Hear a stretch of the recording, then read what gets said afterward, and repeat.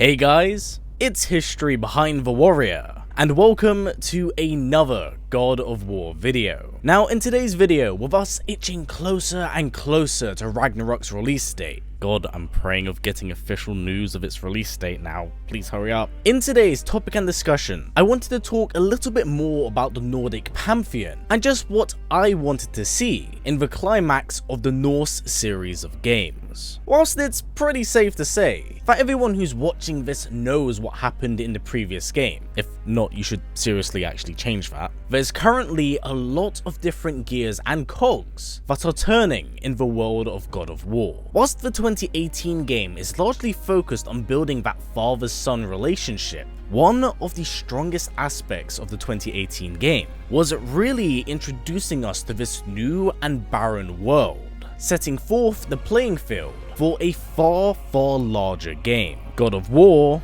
Ragnarok.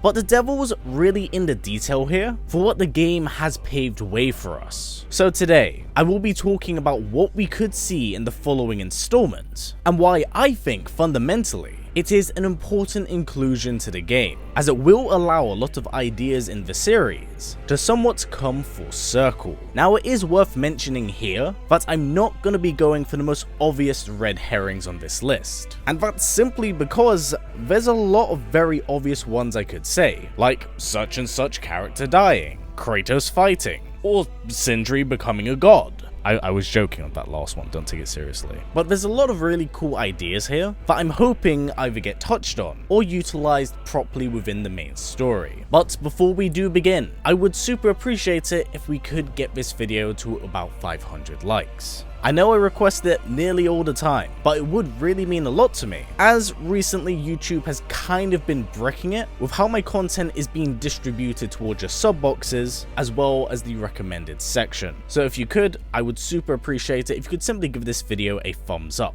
Helps out this video and the channel a ton. And I mean, hey, if you like what we do here and wish to see more, please don't forget to subscribe and tick that bell, as it will keep you up to date with everything that we do have going on here. Now, without any further ado, let's begin, shall we? Number 1. The first thing I expect us to see, as it is pivotal to this character as well as this saga, is Atreus' ascension to godhood. A major key plot point of the last game was the mystery surrounding Atreus' heritage, and how exactly did he fit into the world of God of War. Atreus' inclusion serves as a pretty big narrative shift from what the series was before this. Whilst the 2018 game still delivers on that blood and violence, it was more so a story about reinvention and self-discovery. Kratos coming to terms with being an actual father, and Atreus learning about his origins as a god. Of course, from here, the two do come to blows with the Asgardian Pantheon, setting the events of Ragnarok in motion, and with Atreus not only learning of his father's origins, but also his mother's, Laufey.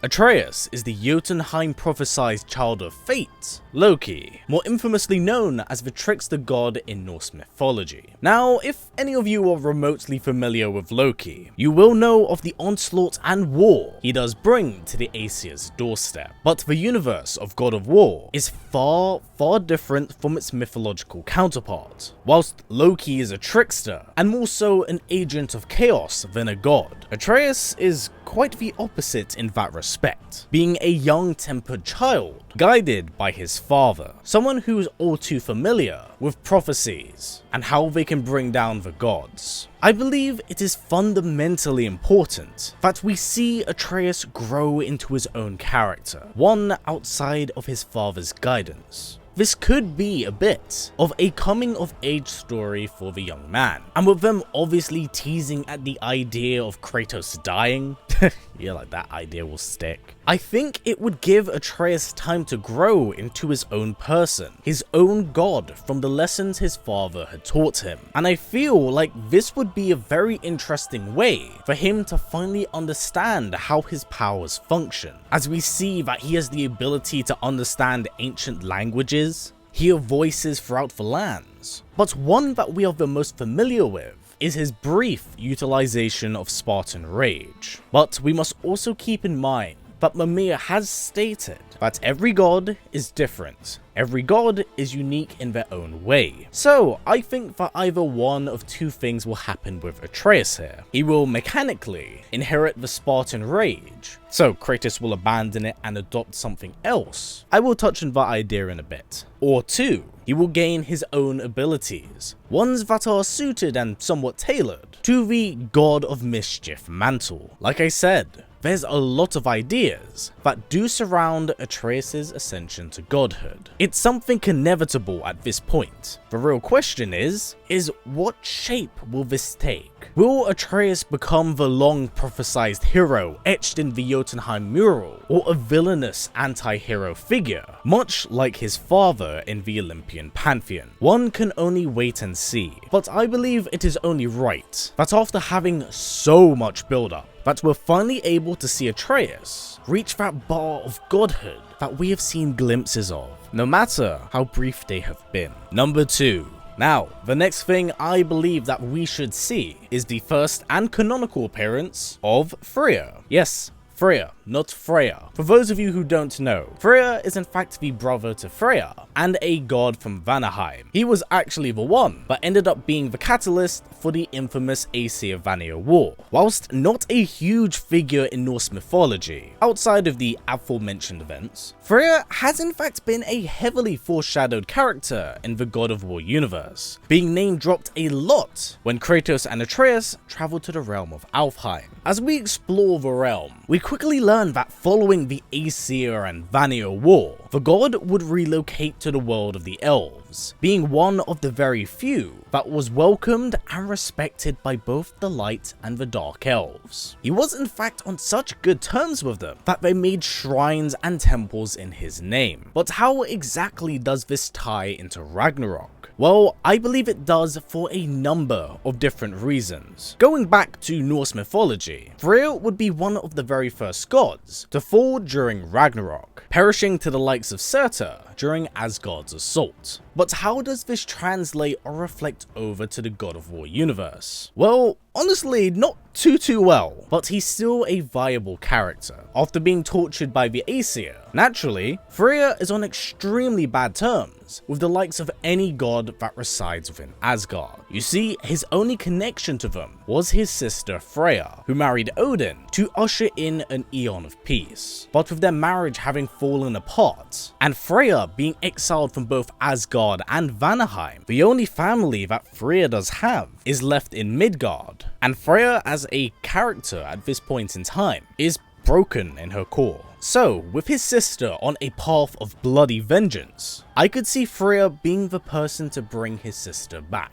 Now, I know some of you might say, why would Freya even care about the likes of Kratos or Atreus? And the simple but plain truth is that he wouldn't. One of the big themes about this series of games in particular is the importance of family. How one's blood ties can fuel a history of violence that soaks the lands in rivers of blood. It was the ignition that really started off the series, with Kratos being responsible for killing his first family. Freya has every right in the world to want to murder her son's killer. This is clearly not who Freya is as a character. We see this in the last game, where she is a kind, compassionate, selfless person. That is who the true Freya is. And I hardly see her being an antagonist to the very end of the game. She is a very complex written character, so what better way of freeing her of that loneliness in her heart by reuniting her with one of the few family members she has left. Plus, if we do look at the Ragnarok trailer, we do see a shot of Kratos and Atreus in Alfheim, so it means that the two would return there. And with so much going on with Thor and the Aesir, outside of this, I would actually see no reason for the two to wind up in Alfheim. There has to be a purpose for their visit. Number 3.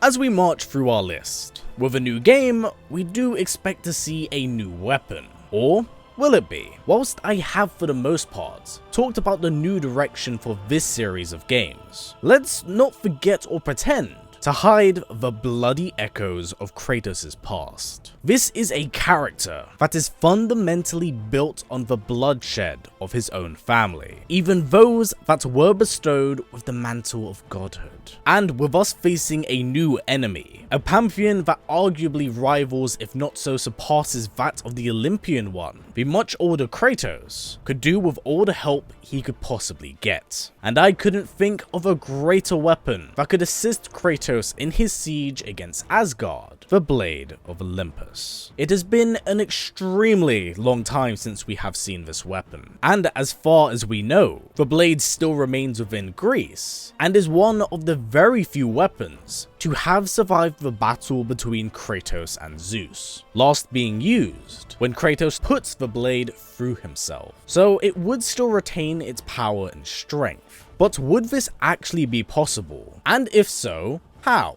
I believe that during the events of Ragnarok, Kratos could indeed return back to the remains of Greece and pick up the incredible weapon, and there's a number of different reasons as to why and how this could be done. With Tyr now acting as their ally, we know that the god is a master of travel. He's ventured to all of the lands and the worlds that lie between. With his vast knowledge in mind, I could very well see him utilize the Bifrost to send Kratos back home to reclaim the weapon. Another reason why I can see this happening is because depending on how the series does go forward, technically, we still have some loose ends in Greece. That being in the form of the corrupted goddess, Athena. She is the only ghost of Kratos' past that still does exist. She's the only individual that we currently know that is still tainted by the madness of the Titans. So I think if Kratos was to go back,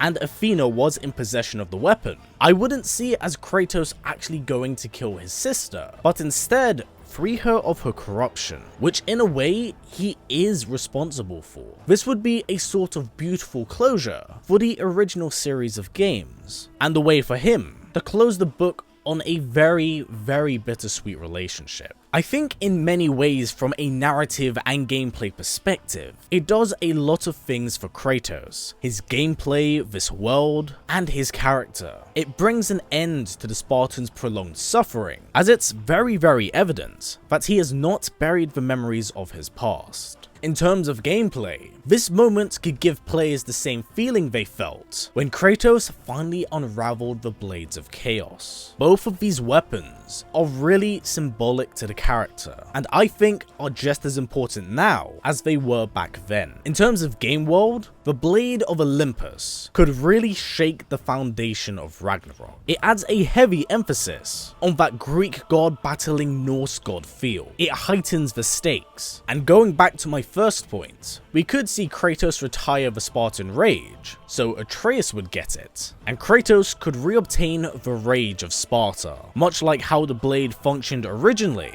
in God of War 3. Like I said, the ideas are there. I personally think this would be a great way to tie up a lot of loose threads, in turn allowing the narrative to move forward by combining the past and the present. Number 4. Now, character building aside, I believe it's pivotal in world building to now fully acknowledge the other worlds and pantheons that do exist. Going back once again to Tyr, he essentially serves as a plot device that can enable Kratos and Atreus to transverse between the different worlds. Whilst, yes, Kratos has obviously been successful in doing this to a lesser degree, this wasn't really intentional. Kratos was simply looking to get away and somewhat hide from his past, somewhere to have a fresh start. But with that really being said, it's never really been properly explained or explored. Even with the tie-in comic God of War Fallen God, it's like Kratos just walked in one direction for a very, very long time, until he was told to go in the other direction. I truly believe that Tyr's knowledge would be super beneficial for the amount of world building potential he does have.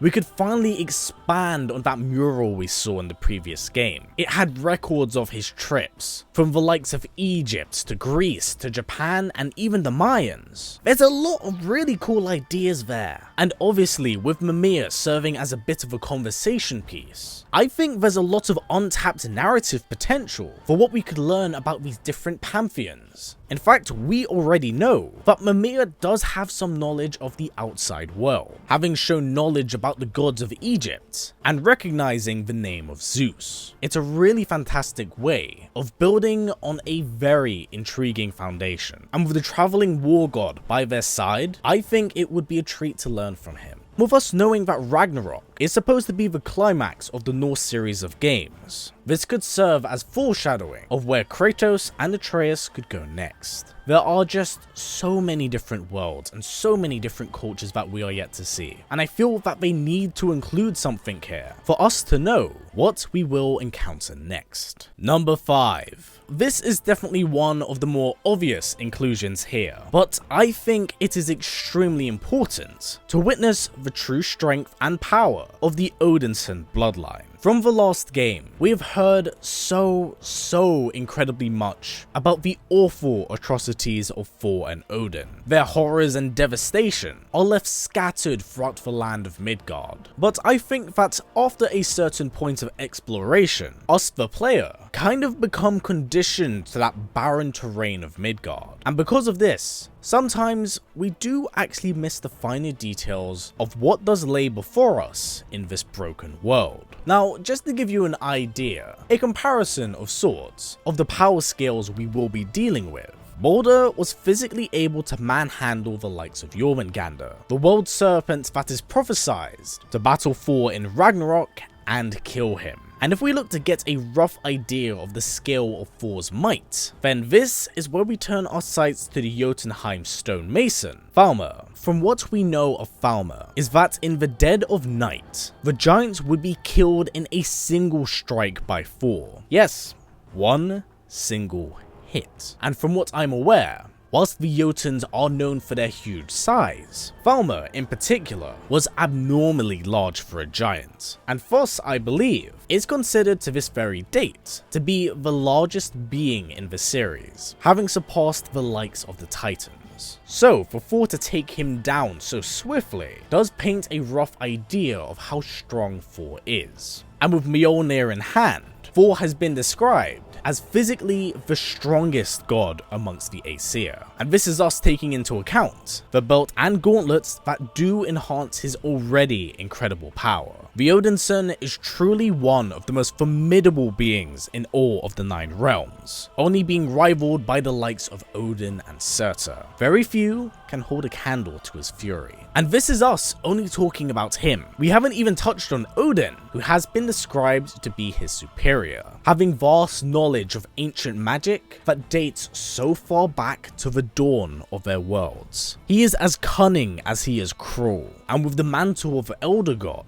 he's truly something to measure up to. Having seen what he's done and what he's capable of, whilst Thor is being pushed as the poster antagonist for Ragnarok, I would not take my gaze off the Allfather, as I guarantee behind the scenes, he is plotting and weaving his own thread so that he can unravel destiny and forge a new future for himself. But for now everyone, that has been it for this video. I hope you enjoyed this one. This was a lot longer than I expected. From what you can tell, I have exceptionally high expectations for Ragnarok. And with all these ideas in place, I believe it will most certainly deliver. The previous game was such a compact, detailed and layered narrative that really, it sets us up for a very big payoff. I am extremely excited to see what the next game has in store for us. I do want to say before I sign off here, thank you again for all of the support guys. I honestly really do appreciate it. And I also do apologize for the rather hectic upload schedule. I can't lie, I've been largely putting stuff on the back burner due to the release of Elden Ring. I'm kind of obsessed with that game and it has a ton of Norse influence in it. So you never know, maybe one of these days I'll make an Elden Ring video. But for now, that's been it for me guys. So as always, stay strong, stay well, and keep on fighting as Ragnarok comes for us all. Take care everyone.